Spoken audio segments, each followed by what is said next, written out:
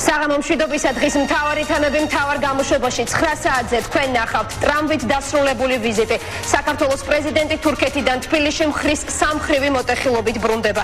გამომგზავრების წინ მიხეილ სააკაშვილი თურქმა კოლეგამ მიიღო 9 საათზე ტრამვირებული პრეზიდენტის პირველი კადრები ანკარის აეროპორტიდან.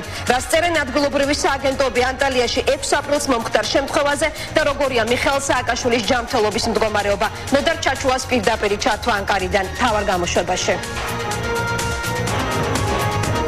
სკანდალური ინტერვიუ ანსამბლ რუსთავის სამხედრო ხელმძღვანელთან ანზორ ერქომაიშვილის მიერ ნათქვამ ფრაზას არაერთგვაროვანი რეაქციები მოჰყვა.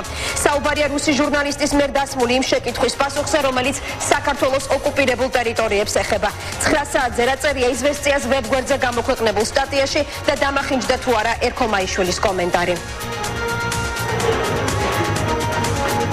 იმერეთის ყოფილი გუბერნატორი და მექუთაისის მერიის ყოფილი მაღალჩინოსნების შესაძლოა დაკითხვაზე დაიბარონ. პროკურატურამ ბაგაბაღებიდან გათავისუფლებული დირექტორების საჩივარზე გამოძიება დაიწყო.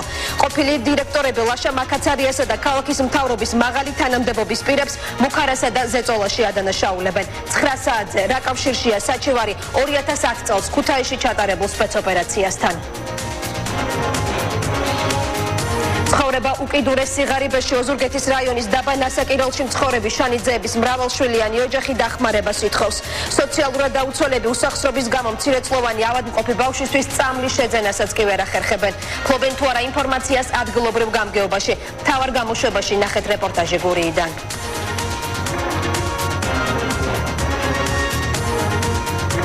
დღისას და სხვა მთავარი თემები ზუსტად 9 საათზე, მე სწორედ ამ დრომდე გემშვიდობებით. დროებით.